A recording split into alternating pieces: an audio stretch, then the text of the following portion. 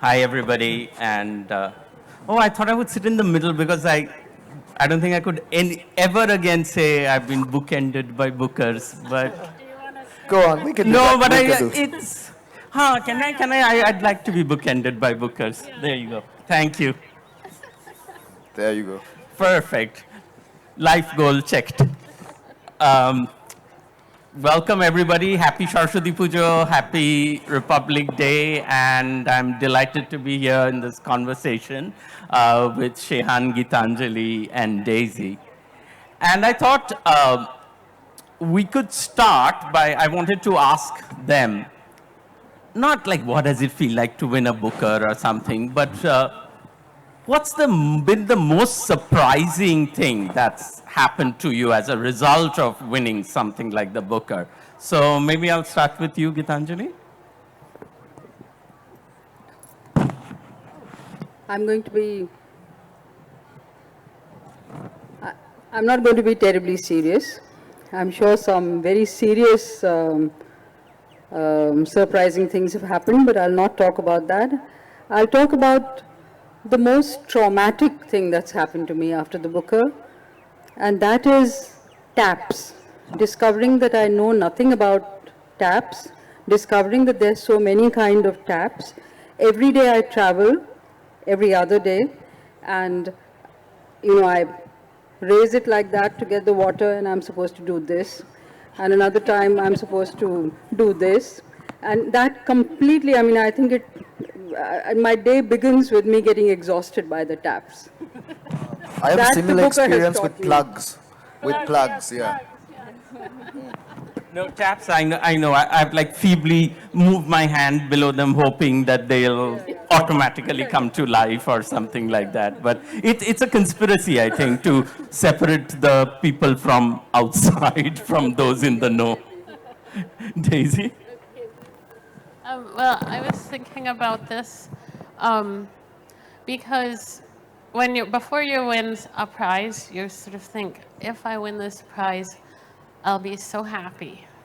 But you don't really know what that would feel like. What is that happiness like? And I found that after I won it, it wasn't like a joy that, the kind of thing you feel when you get a nice present or something like that. I felt like this kind of electrified buzzing. And what I compare it to, and this is, I think, an audience uniquely suited to understanding this comparison, is that there was one time many years ago when I had to go to Shantiniketan for work. And I was there on an official status with my boss from University of California, Berkeley. And we had to visit every single department in the university and drink chai with them. And so that was about 5 or 6 departments, and by the end of the day we were both like this because we'd had so much chai. So that's kind of what the happiness is like. But I also, didn't you both get COVID as a result of the Booker? I think the COVID stopped once we got the Booker. Oh, here you go. Yeah, we ended COVID. We ended COVID. Oh, that's the cure. Yeah. Shehan? Well, for me, I suppose it's not that strange, but I still find it weird. Everyone wants to talk to me, and I have cultivated this air of being unapproachable for all my life, and it's held me in good stead because I like, going to parties and staying in the corner and looking at people, and I don't get to do that anymore because, this is you got to be grateful. It's a lovely thing, but. Everyone says, so what are you writing now? I'm not writing, I'm not reading. On my off days, I answer emails. And it's minus 400, and I spend the whole day, and suddenly I've done, 47? And I'm like, oh. And I suppose the other difference is, I'm surrounded with publishers, agents, lawyers, people who would not return my emails like for months normally. Are now calling me every morning asking if I'm okay and all that. So it's very strange because writers, we sit in rooms and we don't talk to people. We talk to ourselves, we talk to ghosts, and if we're in a good mood, we might talk to our wife and our kids. But usually and I think we're most happiest there. I think that's why I get anxiety and jitters over the last few months, because I'm not writing, I'm not having that alone time. But these are good problems to have. The book is being read, and so it may sound like I'm complaining, but I'm not. I'm very grateful. But it's just very strange. I thought it would have died down by now, but still people want to talk to you, and you have Didn't to. you say this So, morning sorry? that it made you start smoking again? Yes. Do we need to talk about? Yes, I gave up for 15 years, and then I thought, okay, this is exceptional situation. But Monday, one of the other guys is going to get called out, and then I can go back to doing yoga and exercising. But Monday, what happened was my name got called out, and the tobacco intake has increased. But let's see. I'm just continuing to be frivolous. So before the Booker, we were writers. After the Booker, we're just a truckload of bookers. Yes, I heard you were truckloads of bookers somewhere at a festival. But that reminds me, I think Arundhati Roy once said something about that after she won the Booker, people would all stop her on the streets to congratulate her for winning the Booker, but not for the book itself that won the Booker, which is always interesting. But since you all have had these conversations here, well, in many festivals, but here, I'm sure many of you have heard both Geetanjali, Daisy, and Shehan in the conversations about their books. So I thought, instead of retreading all that ground that was covered, I'd start from a slightly queerer angle. And Shehan, first I have to tell you that a lot of my gay friends are convinced that Mali Almeida's creator cannot be straight. Would you like to set the record straight, so to speak? Yeah, I'm married with 2 children, and I was throughout that time. And I do research my books heavily, so I did pretend to be a drunk and pretend to be a cricketer. I didn't research this in that practical sense. This is a great compliment if that's what people are thinking. People did think I was a cricketer after the first book, so this is what I guess actors disappear into roles, and hopefully it was convincing enough. But I was very worried about doing it and getting it right, and so I made sure I had it vetted by gay friends and so on. But yes, do I need to set the record straight? Let's keep this ambiguous because Perfect. Writer's fluid. But we are laughing and joking about it, but I know that one of the inspirations behind that character is a real-life person named Richard de Souza. Could you, for people who don't know Richard's story, could you just share what that story was? Well, not just so Richard de Souza. A quote of his starts the book from. So he was quite a polymath. He was a writer, playwright, a theater person, a newsreader, an activist, a film actor as well, and that quote, "Father, forgive them, for I will never," that starts the book. And my process was I looked at the unsolved murders of '89, of which there were plenty. And the fact is, I picked the easy ones, Richard de Souza, Rajini Thiranagama, and Sena Patirana, the more well-known ones. There were literally thousands of other killed activists and journalists whose names are not known and are not talked about. But Richard de Souza, I think it really rocked the Colombo bubble that we all lived in, because he was so-called one of us. He was an English-speaking middle-class family, went to the so-called good school and mixed in high society. And even though people knew about his activism and people knew that he was a closet gay man, there was this, everyone who met him just talks about what a charismatic and what an idealistic young man he was. And so when he was pulled out of his bed in front of his mom and taken away in the middle of the night, and 2 days later his broken body was dropped from a helicopter near the Beira Lake, which is where the setting of the book is. So that story I'd lived with, and I know a lot of Richard's friends, and so that was my starting point for Mali Almeida.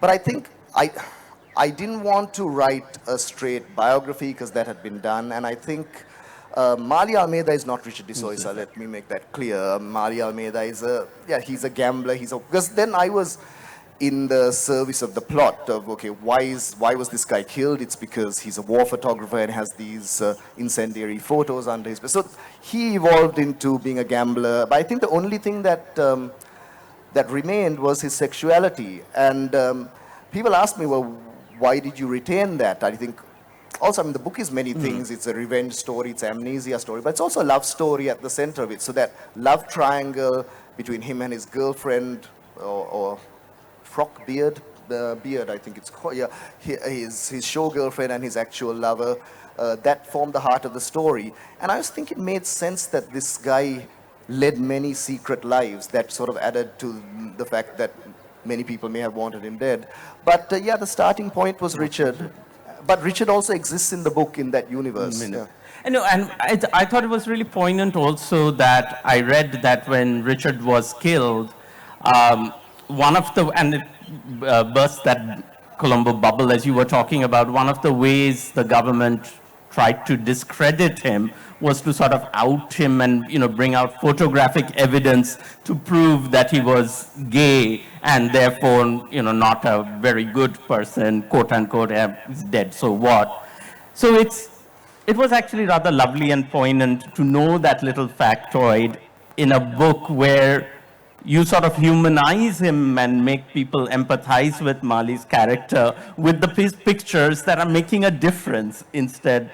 I mean, in some ways you could say, you know, those pictures were used to tar his reputation. These pictures, in a way, are, you know, he's hoping will save something, will help something. So I thought that was a little poignant thing.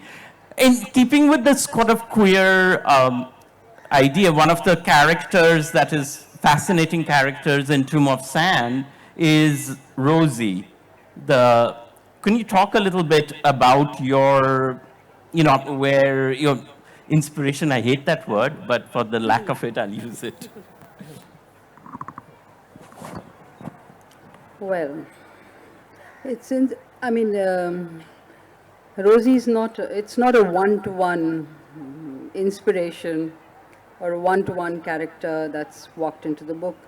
But I think it's a reality that I've grown up with and around me, where there are people of the third gender who we see at traffic lights, who we see at, you know, festivals and marriages, who we have we've grown up having lots of prejudices about, even feeling a bit scared of, and certainly we have grown up othering them and not really knowing what they're about. So I think I also don't know if I should call it inspiration of any kind, but I think it's something which has stayed in me, troubled me somewhere. Not knowing about them has troubled me. And the only real sort of story that I remember is that my mother used to go for a walk in a public garden, and there was Hijra, as we used to call her, who used to sometimes, you know, sort of go by, and she would greet my mother and say, Namaste, and my mother would sort of greet her back. And this continued for some time, and then my mother would take a little rest in between her walk, and she would sit on a culvert, and one of those times when she was sitting there, this person came along and said Namaste, and my mother just patted to the vacant place beside her and said, come, sit down. And I don't even know her name, and she was a bit alarmed, and she said, no, it's okay. And my mother, who's not in any way a modern, feminist sort of person, just did it very naturally, and she said, no, why not? Come, sit. And she made her sit down, and then they started doing that fairly regularly. And to date, I don't know what conversations they had. But somewhere all these things stayed, and what I think I liked about it, I mean, somebody here used the word humanizing and dehumanizing. What I was absolutely what I learned something from or got inspired by is this very natural way in which my mother just said, no, come sit here. And she started sitting and they started having conversations. So, I mean, today, if I ask my mother, she might have certain stories to tell. She may remember certain things and may not remember other things. But this, I sometimes think, is a germ which triggered, sparked something in me, and many other things that I'd heard or seen or imagined about such people came together and the character formed in the novel. I mean, that's such a lovely story because it's just such a small gesture. And, usually we think of big heroic gestures to breach boundary. And in a book that is about borders, where you use the phrase, the river that flows both ways, a character like Rosie is sort of tailor-made. Well, I didn't intend that, but it's tailor-made for that. But well, when you're translating these things for an international audience, Daisy, is that one of the challenges? Because the world of hijras carries a cultural connotation in a place like South Asia that is not necessarily captured by transgender or even the other eunuch, which was the old word that people used to use all that time. How do you, were these the sort of cultural challenges you were facing? Well, there's a cultural challenge, but there's also, I think, something a lot of people don't realize is there's a grammatical challenge. And so in English, we talk on and on nowadays about pronouns, but as anyone who knows Hindi knows that that's not really a relevant way to address gender in Hindi because it's just wo or ye, that or this. And so the gender is marked in the adjectives and verb endings. And with Rosie, and then when she becomes Raza Tailor Master, or is she not, there's a lot of ambiguity in the text, and that was very difficult to translate because Geetanjali is doing some very subtle things with endings, and I can't jump in with a pronoun, even though in English I'm always having to choose he or she or he or she or he or she. I can't do that. So I had to sort of try to somehow weave the gender confusion into other parts of the text. And this came up actually in another part of the book, had nothing to do with Rosie, where there's there's sometimes these anecdotes about random people. And there's this person who has a tree and loves the tree and then decides the tree is a nuisance and has it cut down. And I just, for no reason, made it a he.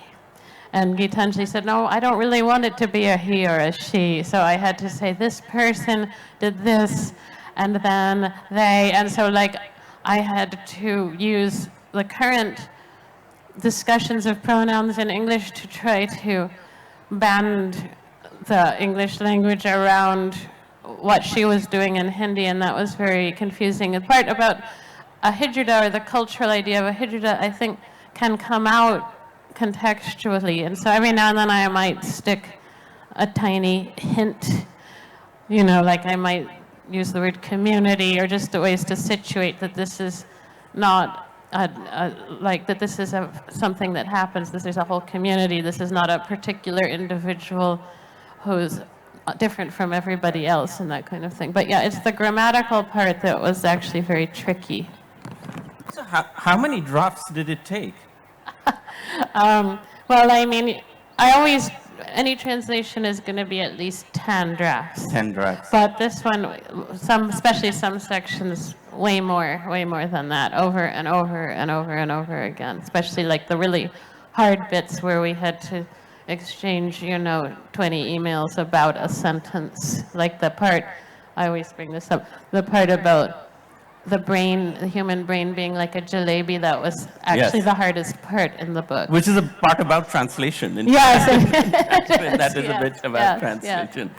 And you didn't want to kill each other at any point? Sorry? You didn't want to kill each other at any point because you've said that once you've written the book, you don't want to necessarily read it again, but this process probably keeps dragging you into your own creative process again.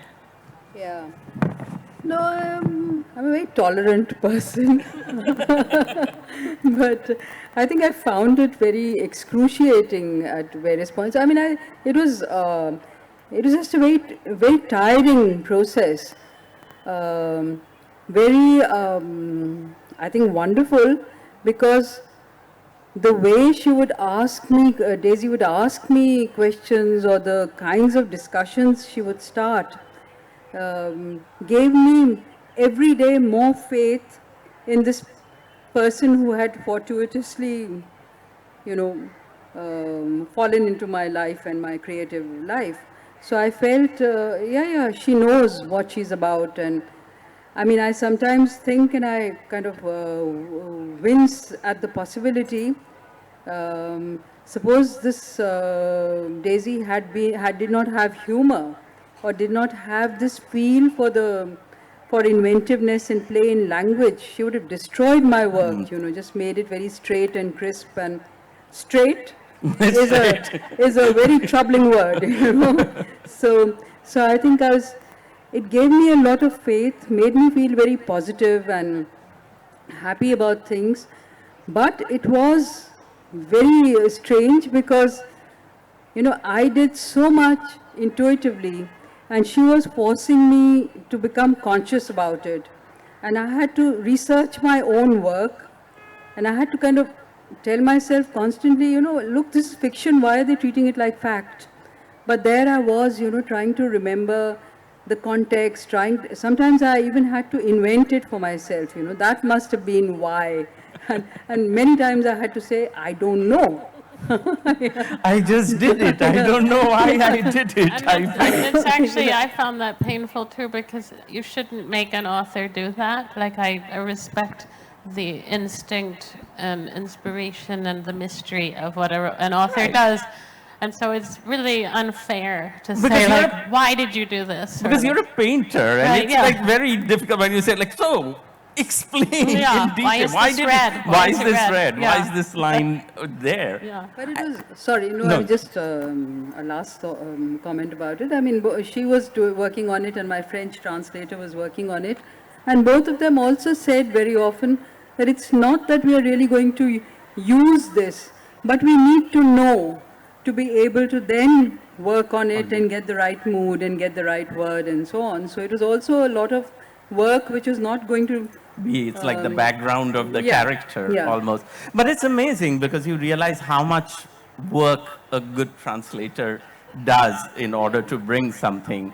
And in your case, well, you sort of had to translate as well, because you had to rewrite it and to make it more acceptable to international audiences. And since this is the thing about, the topic is about the dawn of new South Asian literature, what were the main sort of sticking points for people that they felt from the old book? So yeah, I stopped counting drafts. That's a depressing thing. And also I think the process is you revise continuously. But I did, start from scratch about 3 times, and that's quite demoralizing. 300 pages, you realize, and like in the movies, you crumple it up, put it in the dustbin, and start typing again.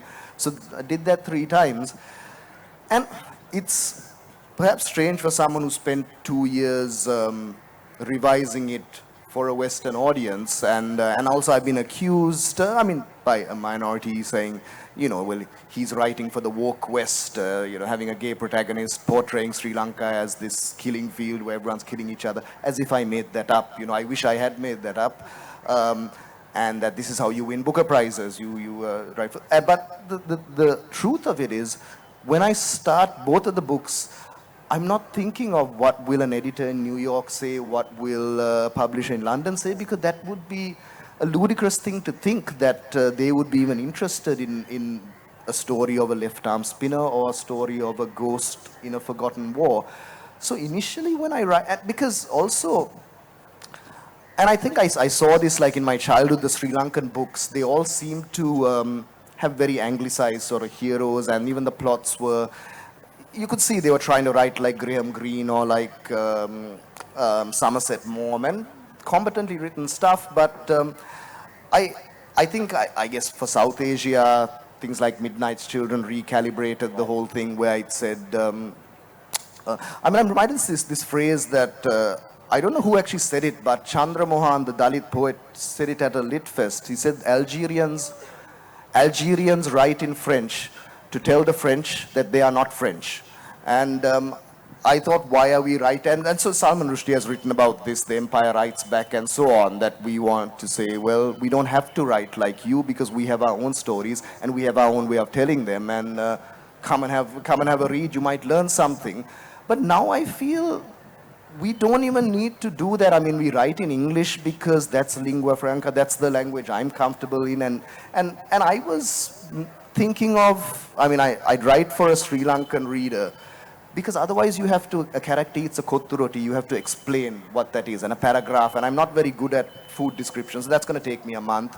And then they have a arak at this bar, and you've got to describe, and then you're suddenly writing a travel guide. And so when I'm initially writing, you're writing for a reader who's aware of your landscape, and even within the region, because I was inspired by, I mean, Pakistan had a golden age with, you know, Naqvi, Mohsin, Hanif, Kamila, and I would read their stories and see myself in that. So I was only thinking of that when writing the initial drafts. But then the resistance we had to the UK, US, and also there were a lot of apologists saying, well, you know, Southeast Asian literature, you know, the US doesn't really go for it unless you're Jhumpa Lahiri and, or write like her, and Sri Lanka, it's a tiny country, forgotten war, which, I mean, I knew that all through the gate.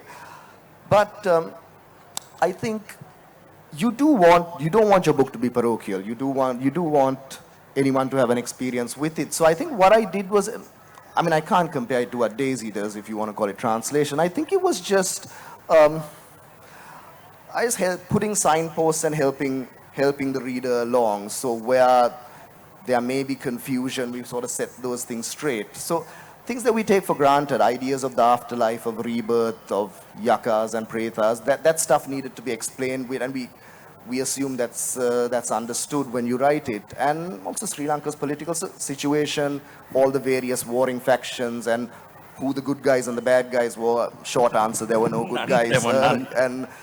And so I think initially that was what we were doing.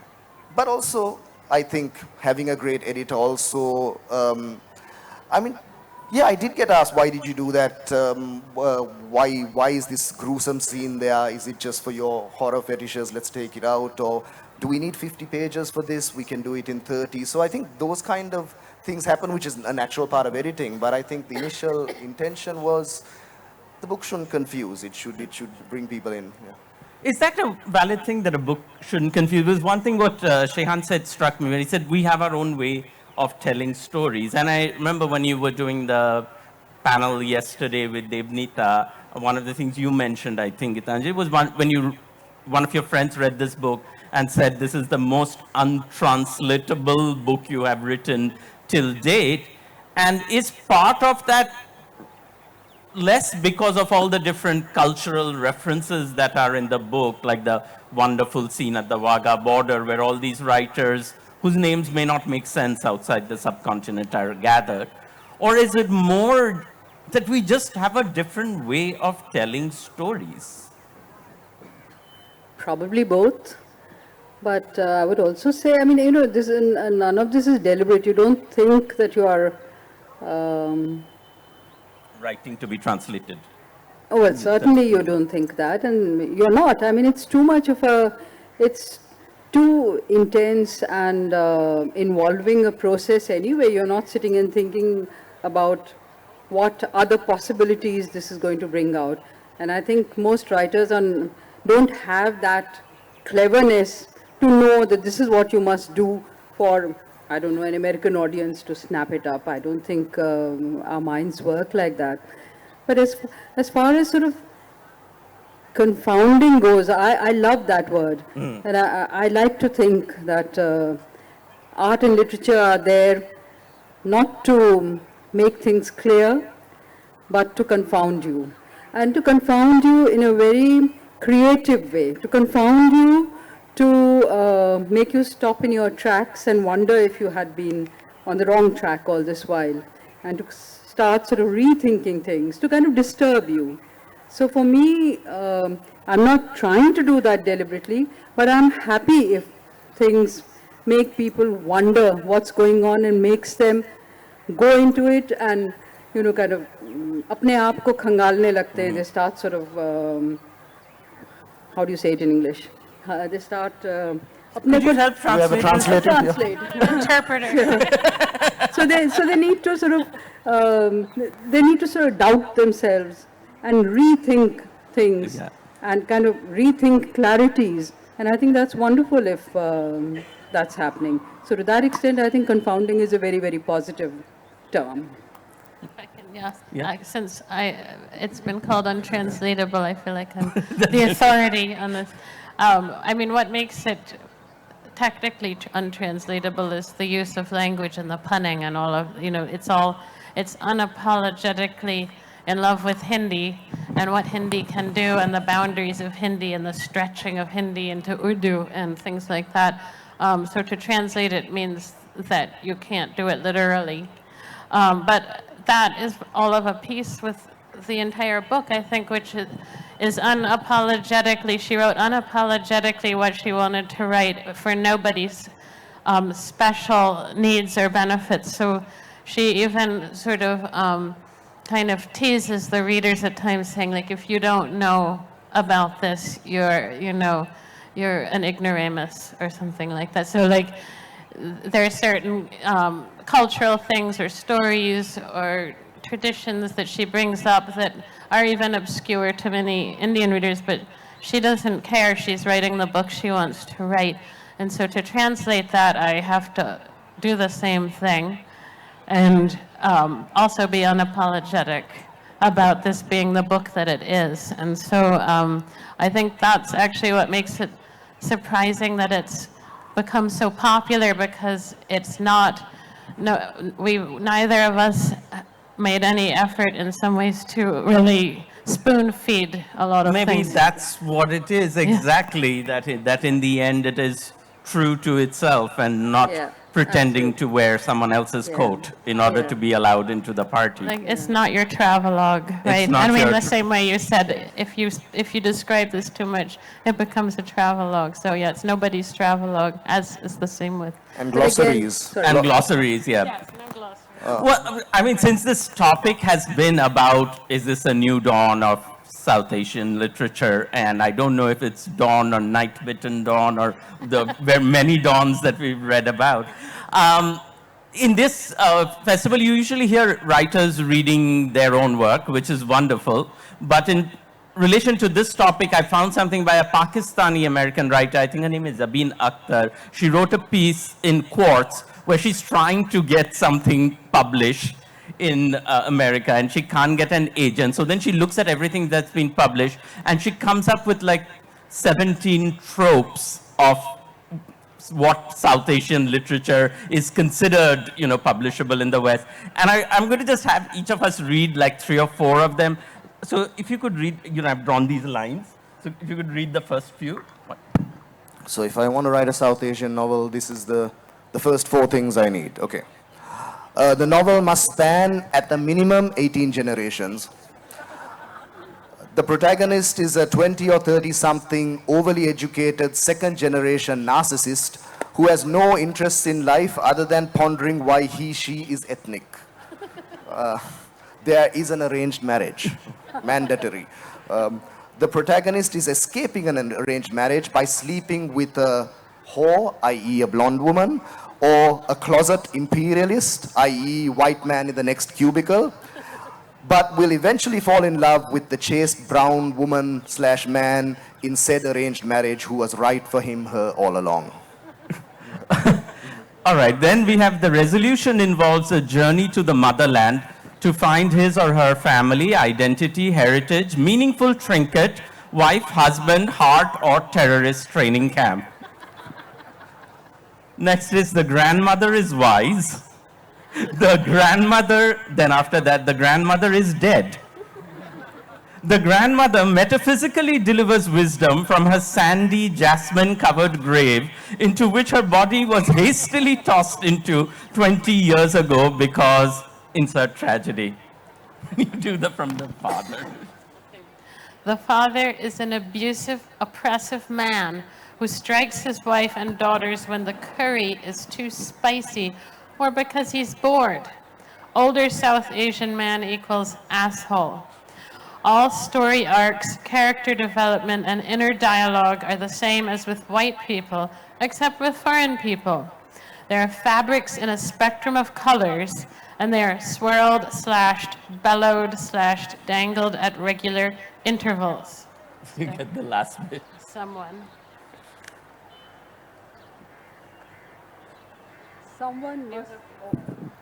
Someone must die from a sewing accident or other labor-related incident that makes Westerners feel guilty.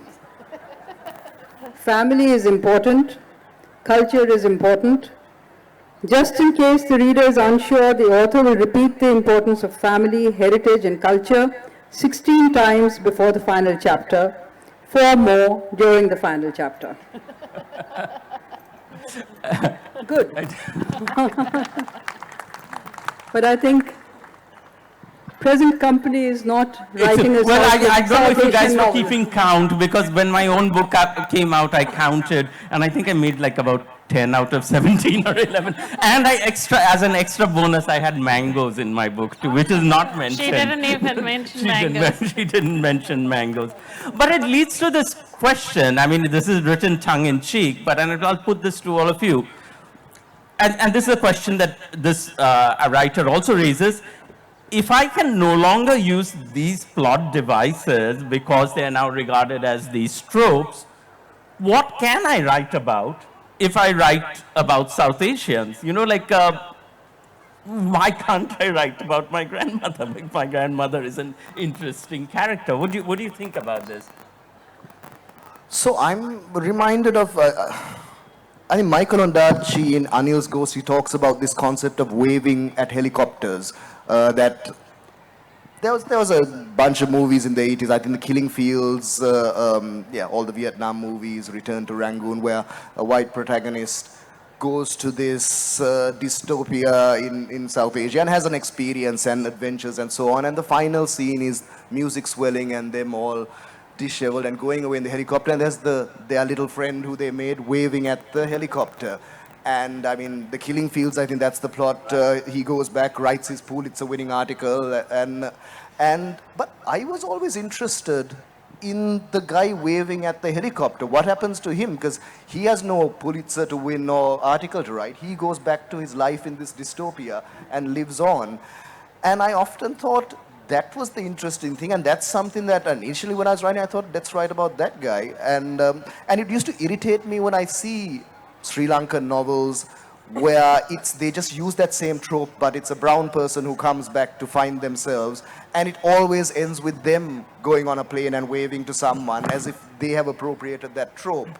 But I think the reverse can be true, and I feel like if you look at the two books, I'm taking pretty hackneyed Western forms and bringing them back to Sri Lanka. So the murder mystery, it's been done thousands of times, but suddenly you set the murder mystery in Sri Lankan war, it becomes original. You take a zombie apocalypse and you bring it to Sri Lanka, it has its own spin. And so I actually like the appropriation the other way, because I think if I write a genre piece or detective story in any other setting, I'm just adding to that noise, but when I bring it back here, I can put my own spin on it. Yeah.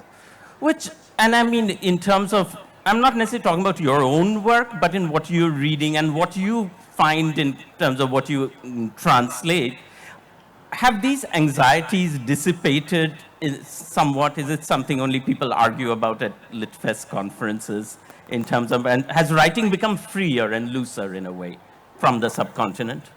You're asking me that? Both of you. Okay. I mean, in terms of what you read and in terms of the kind of books that come to you for translation also. Well, I mean, I sympathize with that document because I feel like it's written from a diaspora writer's point of view, and so there's a certain frustration because I think diaspora writers are expected to approach their own culture from a sense of loss and recovery, whereas authors living within the subcontinent are not expected to do that. So and when I say expected, I mean obviously by editors and publishers. And editors and publishers in Western countries are a pretty narrow group of people. They're mostly white, and they have a pretty narrow idea of what will sell and who readers are. They are often unable to imagine a wide readership. So that's why books like Shehan's and my translations and Tomb of Sand, the reason why we're being published in the United States is because we got this prize, not because we wrote the sort of book that this type of publisher thinks will sell. So in that sense, no, I don't think it's loosened up. I think it's just that there are different ecosystems, that there's the subcontinental ecosystem is not that concerned about these things. But if you try to take your work outside, and that goes for me too, as a translator, then you run up against these kind of stereotypes and preconceptions of what South Asian literature should look like. I'm going to open this up for questions, but as the mic gets to you, I'll ask one last question to both of you. Both your books are about, there's war, there's partition, there's the terrible things that human beings do to each other in the name of war. But I thought also, reading both of them close to each other, that in the end both were about love. And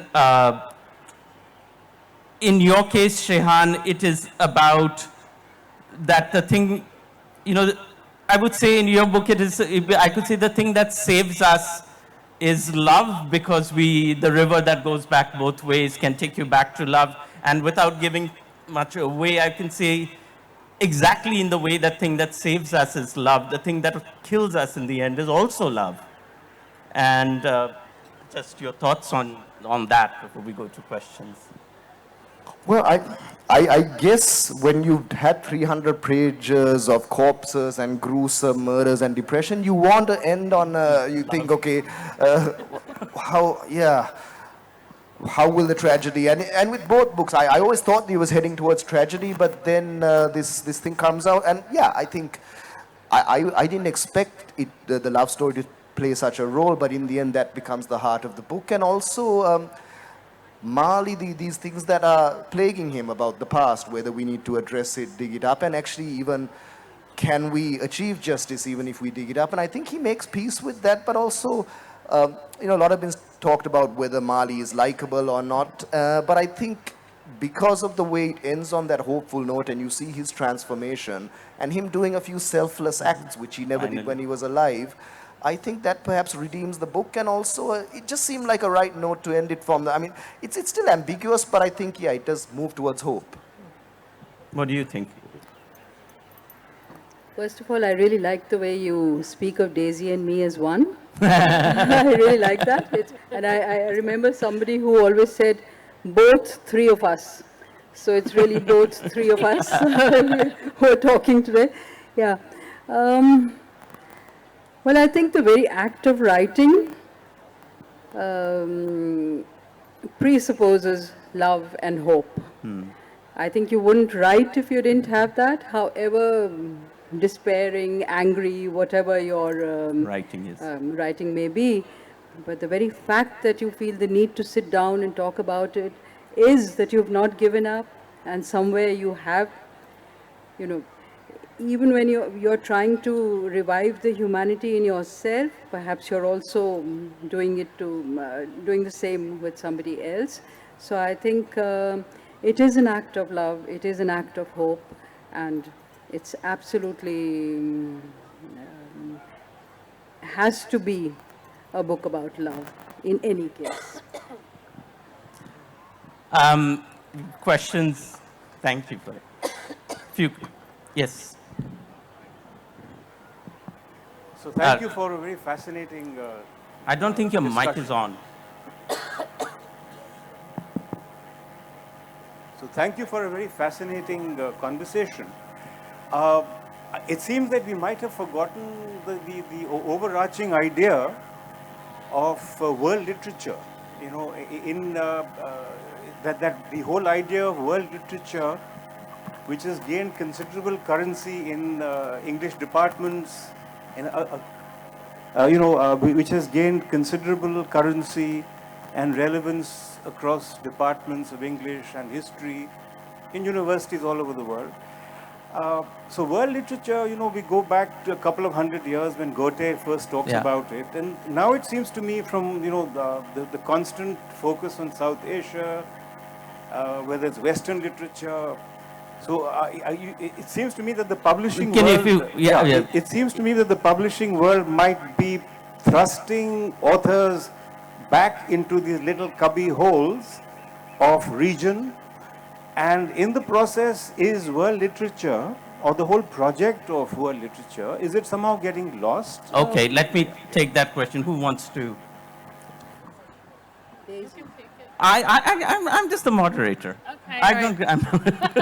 don't. You spoke of the constant focus on South Asian literature, but there really isn't. I don't think there is a constant focus on South Asian literature. It seems that way in the last few months because of our bookers.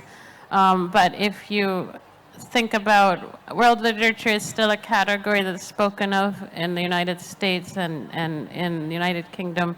And South Asia generally doesn't even enter into anybody's conversations about it. So far from cubbies of regionalism, cubbyholes of regionalism, I think that world literature has yet to expand to really earn the name world literature.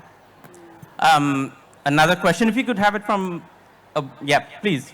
Go ahead. Hi Daisy, hi Geetanjali, hi Sandip, and hi Shehan. It was a really enlightening session. So my question to you is, you discussed the 17 tropes, which I found really witty and funny, but the South Asian writer, so do they really need to be vigilant about these tropes, be it the non-acceptance or the acceptance of the Western audience, or how should we really tell our stories authentically? So, yes. Okay. I mean, that's always a scary word, authentically, but what do you think? But, I mean, if I may suggest we go back to the cubby holes, I think really we should be writing for each other. And so if you want to take South Asia as that cubby hole, and again, we've debated on numerous panels, what is South Asia? I mean, I think there's obvious geographical definition, but I think it means brown people who like to eat dal with their hands. I think that's something we have in common across Nepal, Pakistan, and the region. And I feel we need perhaps another 100 daisies or another 1,000 daisies that we can read each other's literature. So now, even from Sri Lanka, Sinhala, Tamil, and English are in separate silos. And it would be useful, actually it would be crucial for me as a Sinhala Buddhist man to read stories of a Tamil girl who lived, maybe of my age, who lived in Jaffna. And those stories are not coming through because of the lack of translation.